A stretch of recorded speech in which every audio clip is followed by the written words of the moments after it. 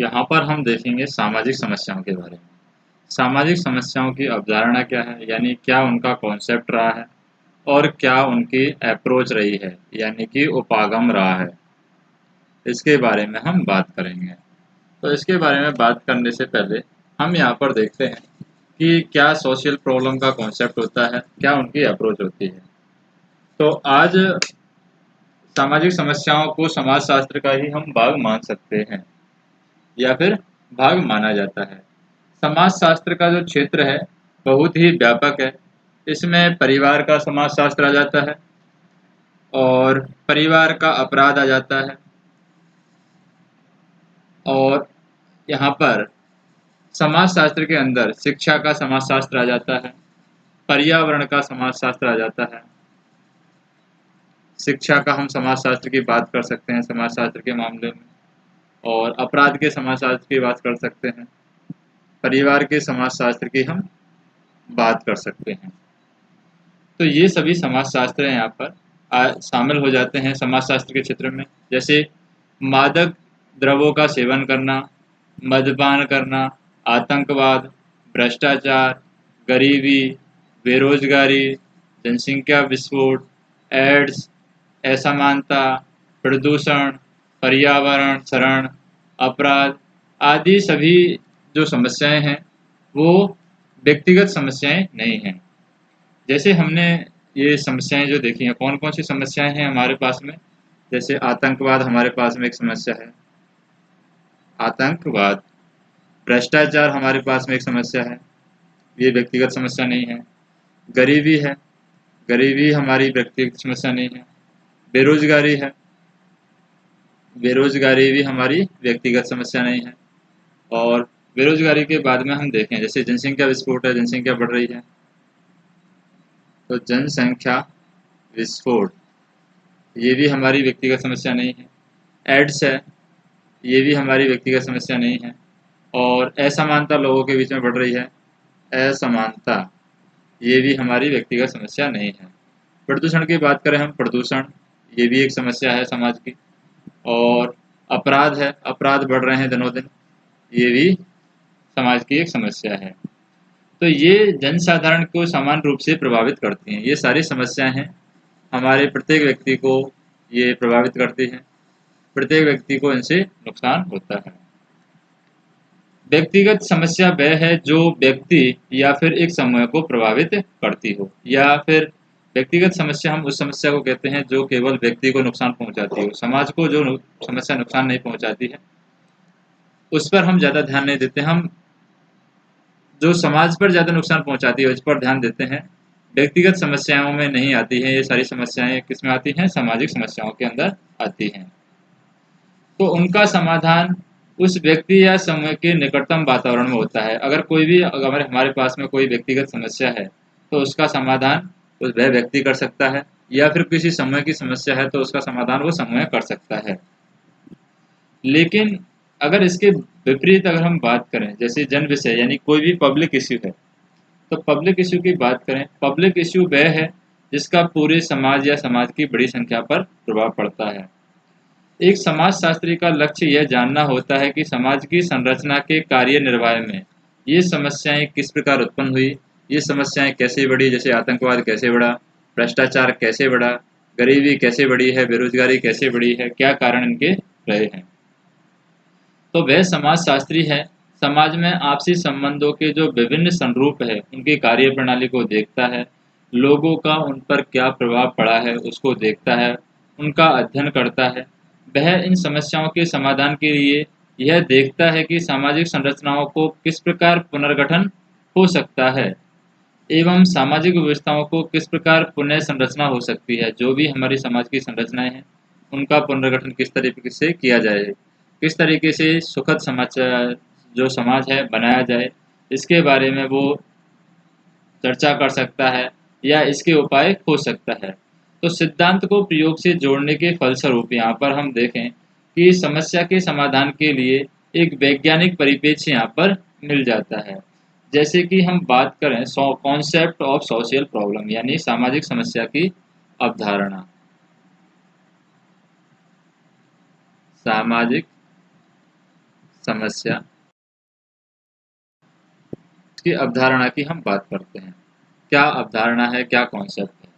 तो सामाजिक समस्याएं घटनाओं का समूह या दशा है जिसे समाज में कुछ लोग अवांछित मानते हैं, यानी कि लोग नहीं चाहते कि समाज में समस्याएं रहें।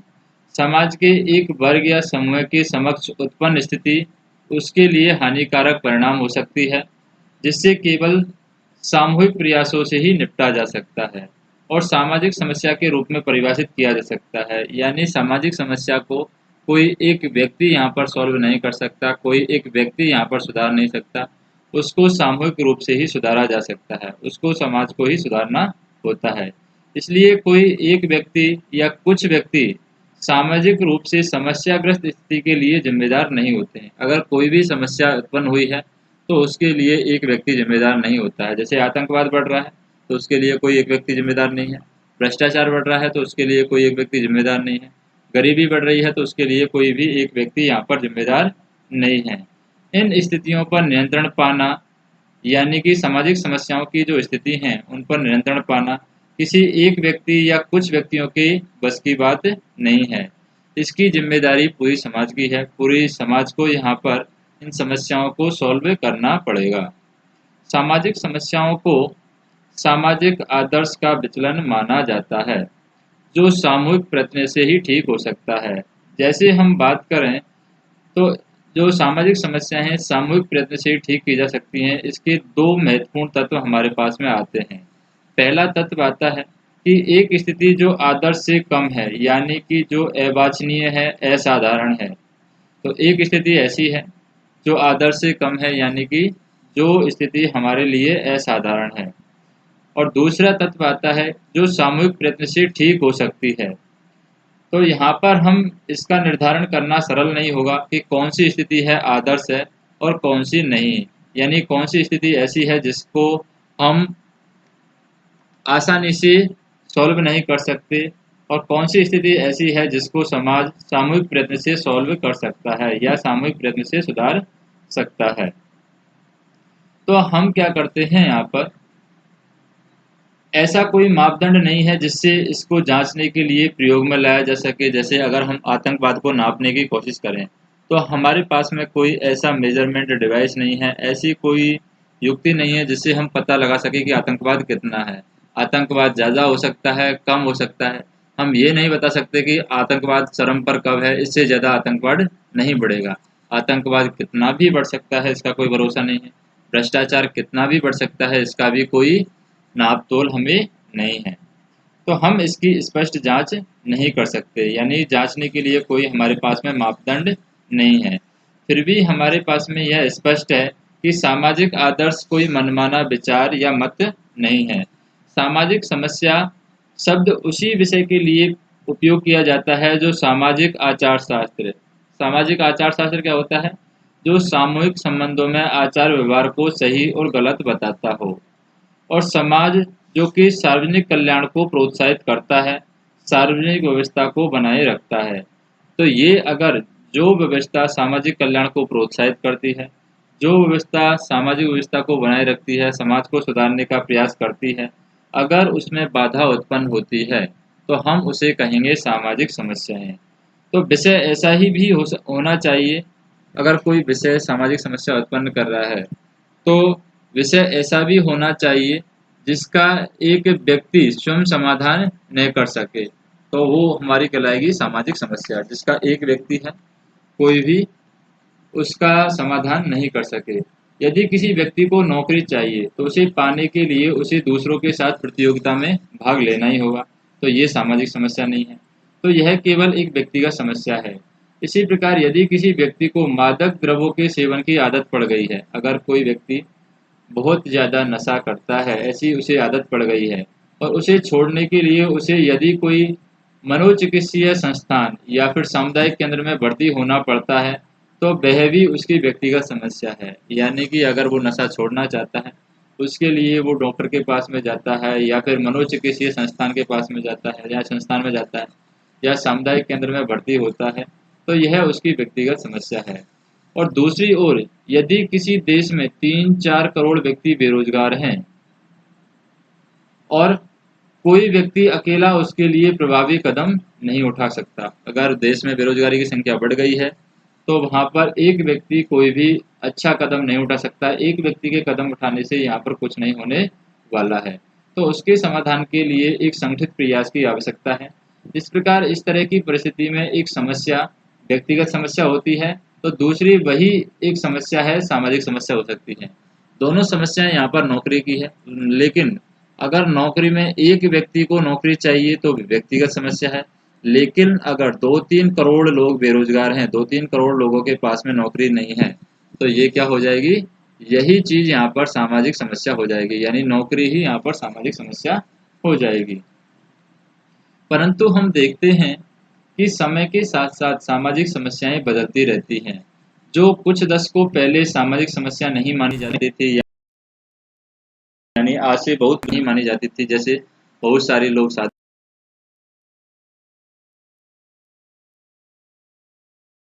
करते थे, मानते थे।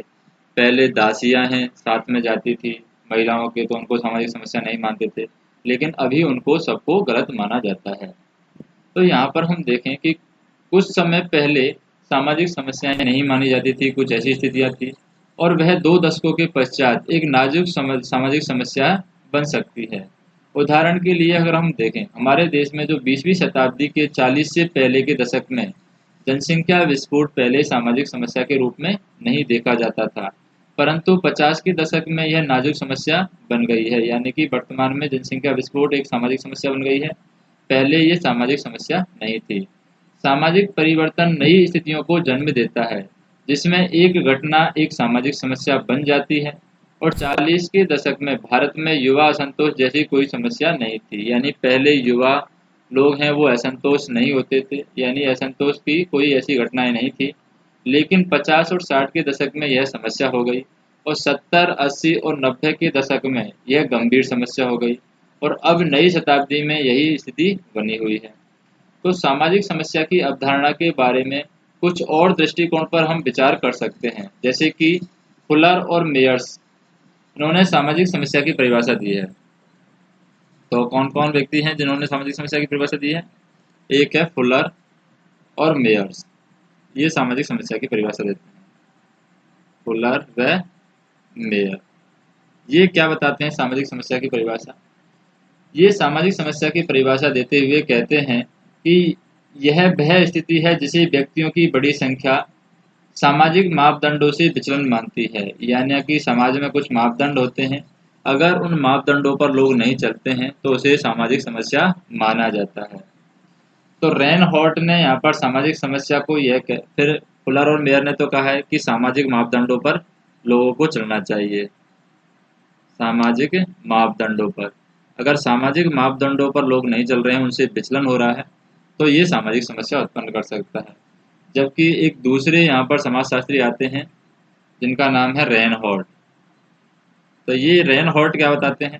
ये रेनहॉर्ट ने सामाजिक समस्या को यह कहकर व्याख्या की है कि यह वह स्थिति है जिसमें समाज का एक खंड या बड़ा भाग प्रभावित होता है, जिसके लिए या जिसके ऐसे हानिकारक परिणाम हो सकते हैं, या उसके ऐसे हानिकारक परिणाम होते हैं जिनका सामूहिक रूप से समाधान संभव है। यानी कि समाज का बड़ा हिस्सा इसमें प्रभावित, या समाज के बड़े हिस्से कोई भी एक व्यक्ति इसका समाधान नहीं कर सकता, तो वो सामाजिक समस्याओं के तो इस प्रकार किसी भी जो समयात्मक स्थिति के लिए कोई एक या कुछ व्यक्ति उत्तरदायी नहीं होते हैं। अगर कोई भी सामाजिक समस्या बन रही है तो उसके लिए कोई एक व्यक्ति यहाँ पर उत्तरदायी नहीं होगा। तो इस सामाजिक समस्या पर नियंत्रण पाना एक व्यक्ति या कुछ व्यक्तियों के बस की बात नहीं है। इसका उत्तरदायित्व सामान्य रूप से पूरे समाज पर होता है।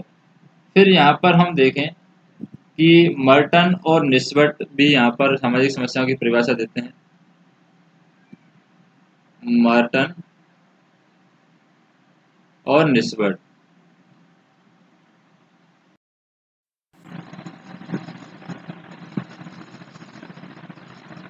तो एक व्यक्ति आते हैं यहाँ पर मर्टन और निस्बट,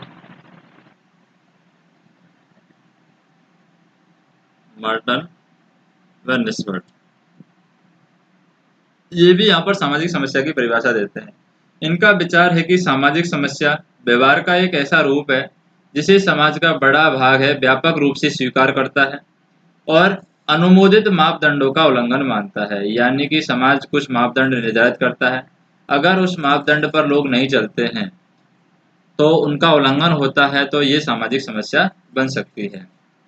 तो यहाँ पर यह परिभाषा ये बताती है कि मद्यपान, भ्रष्टाचार और सांप्रदायिकता जैसी समस्याओं पर ठीक बैठती है। यानी ये जो समस्या है मर्टन और निस्बत की, ये कौन कौन सी चीज़ों पर ज़्यादा सटीक बैठती है? एक तो मद्यपान जो सामाजिक समस्या है, एक भ्रष्टाचार है, इस पर भी ये ठीक बैठती है, और एक सांप्रदायिकता, सांप्रदायिकता इन समस्याओं पर ये परिभाषा ठीक बैठती है। परंतु जनसंख्या विस्फोट जैसी समस्याओं पर ये परिभाषा ठीक नहीं बैठती है, क्योंकि जनसंख्या को बढ़ाने की स्वीकृति समाज यहाँ पर देता है। तो कुछ समस्याएं व्यक्तियों के असाधारण एवं विचलित व्यवहार से पैदा नहीं होती हैं, परंतु साधारण और स्वीकृत व्यवहार से भी कुछ समस्याएं पैदा हो जाती हैं। जैसे जनसंख्या है, जनसंख्या विस्फोट है, व्यक्तियों ने खुद इसको स्वीकार किया है, तभी भी ये समस्या बन गई है। तो यहाँ पर हम कह सकते हैं कि एक आते हैं व्यक्ति राव और सेल्जनिक, एक और व्यक्ति आते हैं राव और सेल्जनिक, ये भी सामाजिक समस्या की परिभाषा देते हैं। राव और सेल्जनिक सामाजिक समस्या की परिभाषा क्या देते हैं? इनका कहना है कि सामाजिक समस्या मानव संबंधों की वह समस्या है जो समाज को संकट में डालती है और कई लोगों की महत्वपूर्ण आकांक्षाओं को प्राप्त करने में रुकावट पैदा करती है। फिर यहाँ पर कार है, कार यहाँ पर सामाजिक समस्याओं की परिभाषा देते हैं। कार के अनुसार सामाजिक समस्या उस समय उत्पन्न होती है जब हम किसी कठिनाई के प्रति चेतन हो जाते हैं या फिर जब हमारी अभिरुचियां और यथार्थता के बीच खाई आ जाती है। जैसे हमारी कोई इच्छा है और वो हकीकत नहीं बन पाती है, तो सामाजिक समस्या बन सकती है। यानी जो बीच में जो डिफरेंस आ जाता है, एक तो सच्चाई और जो हमारी अभिरुचि है, उन दोनों के बीच में डिफरेंस अगर बहुत ज़्यादा बढ़ जाता है, उन दोनों के बीच में खाई अगर ज़्यादा बढ़ जाती है, तो ये सामाजिक समस्या का कारण हो सकती है। या सामाजिक समस्या उस समय उत्पन्न होती है जब किसी कठिनाई के प्रति हम चेतन हो जाते हैं, यानी किसी कठिनाई के प्रति हम जागरूक हो जाते हैं और हम उस कठिनाई को सॉल्व नहीं कर पाते हैं आसानी से, तो वो सामाजिक समस्या बन जाती है। फिर यहाँ पर हम कहते हैं कि एक हवर्ट ब्लूमर है, हवर्ट ब्लूमर भी यहाँ पर सामाजिक समस्याओं के बारे में बताते हैं। हवर्ट ब्लूमर ये सामाजिक समस्याओं के बारे में क्या बताते हैं? ये लिखते हैं कि सामाजिक समस्याओं में वे कार्य और व्यवहार के संरूप आते हैं जिन्हें बड़ी संख्या में लोग समाज के प्रति घातक मानते हैं, यानी समाज के लिए नुकसानदायक मानते हैं। सामाजिक प्रतिमानों का उल्लंघन समझते हैं, जिन्हें सुधारना वे संभव और वांछनीय मानते हैं, यानी कि उनको सुधारना बहुत जरूरी है। फिर यहाँ पर आते हैं पारलैंडिस। पारलैंडिस के विचार में बात करते हैं सामाजिक समस्या क्या है। पाल लैंडिस, तो पाल लैंडिस क्या बताते हैं सामाजिक समस्या को? तो पाल लैंडिस यहाँ पर बताते हैं कि सामाजिक समस्याएं व्यक्तियों की वे कल्याण संबंधी आकांक्षाएं हैं जो पूरी नहीं हो पाई हैं। फिर यहाँ पर क्लेरेंस मार्शल है, क्लेरेंस मार्शल कहते हैं कि सामाजिक समस्या एक ऐसी स्थिति को दर्शाती है जो समाज के सुयोग्य पर्यवेक्षक, यानी कि जो समाज के अच्छे ऑब्जर्वर हैं, उनकी बड़ी संख्या को अपनी ओर आकर्षित करती है। उनसे अनुरोध व अपील करती है कि वे उनका पुनर्व्यवस्थापन करें या किसी न किसी प्रकार की सामाजिक कार्यवाही से उसे ठीक करें। तो वो हमारी कहलाएगी सामाजिक समस्याएं। यानी ये क्लीरेंस मार्शल बताते हैं। क्लीरेंस मार्शल, क्लीरेंस मार्शल कहते हैं कि ये वह समस्या है जिस पर जो समाज के अच्छे ऑब्जर्वर हैं, जो सुयोग्य पर्यवेक्षक हैं, उनका अपनी ओर ध्यान केंद्रित करती है, वो हमारी सामाजिक समस्या के अंदर आएगी।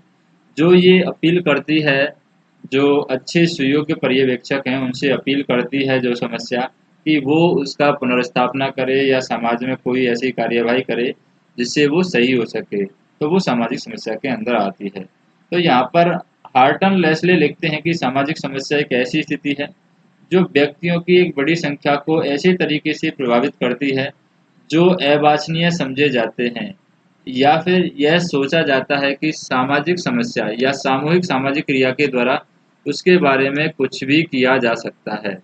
यद्यपि यह परिभाषा इस बात पर बल देती है कि सामाजिक समस्या एक ऐसी स्थिति है जो व्यक्तियों की एक बड़ी संख्या को प्रभावित करती है, परंतु वह व्यक्तियों की सही संख्या नहीं बतलाती है, तो उससे प्रभावित होते हैं। यानी कि ये उन व्यक्तियों की संख्या नहीं बताती है जो उस समस्या से प्रभावित होते हैं, लेकिन ये इतना ज़रूर बताती है कि बहुत बड़ी संख्या में व्यक्ति इससे प्रभावित हैं। यह केवल संकेत देती है, इससे काफ़ी व्यक्ति प्रभावित होने चाहिए, जिससे कि वह उनके ध्यान को आकर्षित कर सके, वे उनके बारे में बात करना और लिखना प्रारंभ कर दें। ऐसी स्थिति के बारे में जनता की चिंता इससे आंकी जा सकती है। उस विषय पर कितने लेख और लोकप्रिय पत्रिकाएं छपे हैं। 80 के दशक तक भारत में पर्यावरण प्रदूषण की समस्या को गंभीरता से नहीं लिया गया था। इसका यह परिणाम है कि उस समय तक इस विषय पर अखबार और पत्रिकाओं में कोई भी अभिलेख नहीं लिखे जाते थे। पिछले 9 या 10 वर्षों में इस विषय पर कई लेखों का छपना इस बात का सूचक है कि इस स्थिति में अब चारों ओर व्यक्तियों का ध्यान आकर्षित कर लिया है और अब यह एक सामाजिक समस्या बन गई है। यानी कि जब तक लोग उस समस्या की तरफ ध्यान नहीं देंगे, तो वो सामाजिक समस्या नहीं कहलाएगी। हार्टन की एक परिभाषा में दूसरा तत्व को ध्यान आकर्षित करता है, और वह है कि ऐसे तरीकों से है जो अवांछनीय समझे जाते हैं। जब तक भारत में लोग सती प्रथा को वांछनीय समझते थे, यह एक सामाजिक समस्या नहीं थी। तो हम बात करें सती प्रथा की, तो सती प्रथा जब तक हम इसको वांछनीय समझते थे, तो ये सामाजिक समस्या नहीं थी। और जब आते हैं यहाँ पर राजा राम मोहन राय, इस विषय की पहल की और भारी संख्या में लोग उन्हें समर्थन दिया। तो राजा राम मोहन राय आते हैं, और राम मोहन राय का यहाँ पर बहुत सारे लोगों ने समर्थन दिया और इस प्रथा को घातक और भयंकर कहकर आलोचना की गई। तभी सती प्रथा एक सामाजिक समस्या बन गई। और सितंबर 17 1987 में जब 21 वर्ष की एक राजपूत कन्या रूप कंवर राजस्थान के सीकर जिले में दिबराला गांव में अपने पति की चिता पर सती हो गई, तो उसके पश्चात इस प्रथा की यहाँ पर आलोचना की गई। तो यहाँ पर सितंबर 1987 में एक लड़की यहाँ पर शहीद हुई थी 21 वर्ष की उम्र में। कहाँ पर थी? रूप कंवर में। तो यहाँ पर थी रूप कंवर, ये थी सीकर में। ये यहाँ पर 1987 के अंदर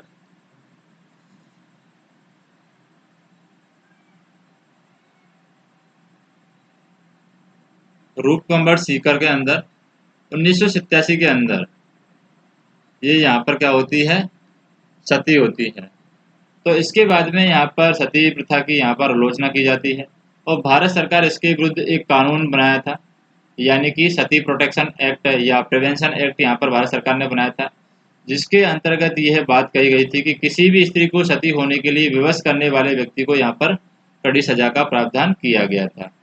तो सामाजिक समस्या में एक नैतिक मूल्यांकन होता है। अगर सामाजिक समस्या की बात करें, तो सामाजिक समस्या में क्या होता है?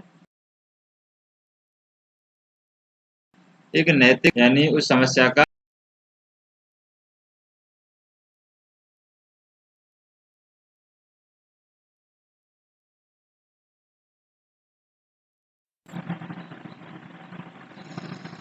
तो कोई भी अगर सामाजिक समस्या है, तो उसका हमें नैतिक मूल्यांकन करना होता है और उसका नैतिक मूल्यांकन कितनी सामाजिक समस्या वो बढ़ गई है और क्या उसका करना चाहिए। जैसे सती प्रथा का नैतिक मूल्यांकन किया गया था। तो नैतिक मूल्यांकन क्या होता है? यह एक ऐसी भावना है कि स्थिति हानिकारक है, इसमें परिवर्तन आवश्यक है।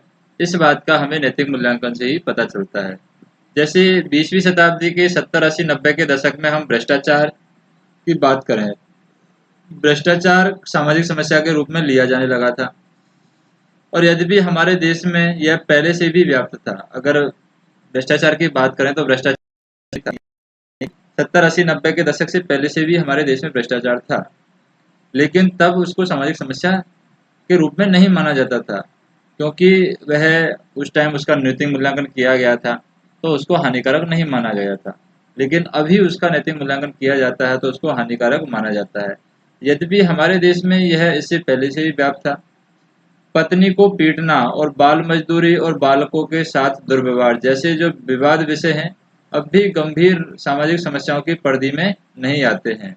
जैसे कि ये सामाजिक समस्या की परिधि में नहीं आता, जैसे पत्नी को पीटना, इसको हम सामाजिक समस्या नहीं मानते हैं अभी भी। बाल मजदूरी है, इसको भी कई सामाजिक समस्या में नहीं मानते हैं। और बालकों के साथ जो दुर्व्यवहार किया जाता है, तो उसको भी हम सामाजिक समस्या नहीं मानते हैं। बालकों के साथ दुर्व्यवहार, तो ये भी एक सामाजिक समस्याएं हैं।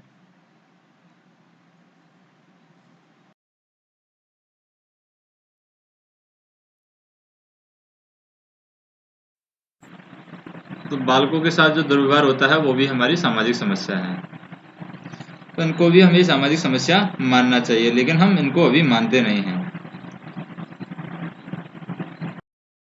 जबकि ये सामाजिक समस्याओं का रूप लेते जा रहे हैं। अगर हम बात करें, जैसे कि पत्नी को पीटना सामाजिक समस्या का रूप ले रहा है, बाल मजदूरी है सामाजिक समस्या का रूप ले रहा है धीरे धीरे, बालकों के साथ जो दुर्व्यवहार हो रहा है वो भी सामाजिक समस्या का रूप ले रहा है। तो उन स्थितियों को सामाजिक समस्या नहीं माना जाता है जो बदली नहीं जा सकती और जिन्हें टाला नहीं जा सकता, उन्हें हम सामाजिक समस्या की श्रेणी में नहीं नहीं रखते हैं। इस प्रकार हम देखें कि कुछ वर्ष पहले तक अकाल को सामाजिक समस्या नहीं समझा जाता था। यानी कि हम पहले क्या है, अकाल को सामाजिक समस्या नहीं मानते थे, लेकिन अब यहाँ पर धीरे धीरे अकाल को सामाजिक समस्या माना जाता है, क्योंकि लोगों में यह विश्वास था पहले कि बरसात का कम होना इंद्र के प्रकोप का परिणाम है। लेकिन आजकल हम देखें, राजस्थान और गुजरात जैसे राज्यों में अकाल को सामाजिक समस्या के रूप में लिया जाता है। और इसका कारण यहाँ पर है कि नहरों का आर्थिक साधनों की कमी से पूरा नहीं हो पाना, यानी नहर यहाँ पर अच्छी तरीके से नहीं बन रही है। आंध्र प्रदेश, तमिलनाडु, कर्नाटक, राजस्थान, उत्तर प्रदेश, बिहार, मध्य प्रदेश ऐसे राज्यों में पीने के पानी की कमी सामाजिक समस्या बन गई है। यह तब बनी जब लोगों को आभास हुआ कि यह संकट ऐसा नहीं है जिसको भोगने के अलावा कोई विकल्प नहीं है। इसको हटाने के लिए कुछ उपाय किए जा सकते हैं। और इस प्रकार जब लोगों में यह विश्वास जागृत हो जाता है, तो उसके रोकने और निवारण की संभावना है। अगर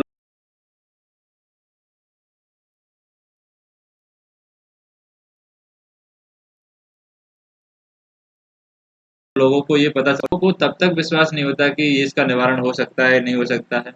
वो गॉड गिफ्ट अगर उसको मानने लग जाते हैं तो वो सामाजिक समस्या नहीं माना जाता। लेकिन अगर उसका निवारण लोगों को मिल जाता है तो उसको सामाजिक समस्या मानने लगते हैं। तो हार्टन और लेस्ले की परिभाषा का जो अंतिम भाग है वो है सामूहिक क्रिया, यानी कि हमें सामूहिक क्रिया के द्वारा ही इन सामाजिक समस्याओं का क्या करते हैं, खत्म कर सकते हैं सामूहिक समस्याओं को। यानी सामाजिक समस्याओं का सॉल्यूशन निकाला जा सकता है सामूहिक क्रिया करके। सामाजिक समस्या का समाधान एक व्यक्ति या कुछ व्यक्तियों से नहीं हो सकता है। सारी सामाजिक समस्याओं से सामाजिक स्तर पर ही निपटा जा सकता है, यानी यह विश्वास किया जाता है कि उनका समाधान जनता की रुचि, जनता के बीच में वाद विवाद और जनमत रचना के दबाव से ही हो सकता है। फिर यहाँ पर एक व्यक्ति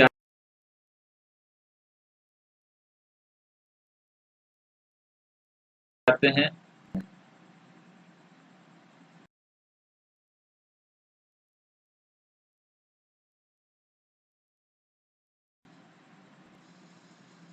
तो ये वेनबर्ग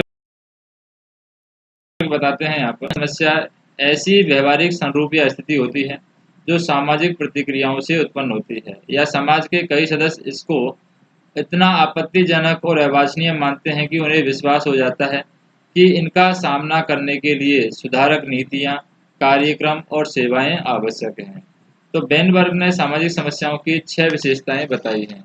तो सामाजिक समस्याओं की 6 विशेषताएं कौन कौन सी हैं, और उसके बाद में हम देखेंगे कि सामाजिक समस्याओं की विशेषताएं क्या हैं, किस तरीके से समाज की समस्याओं की प्रतिक्रिया उन पर ली जाती है। तो 6 विशेषता कौन कौन सी है।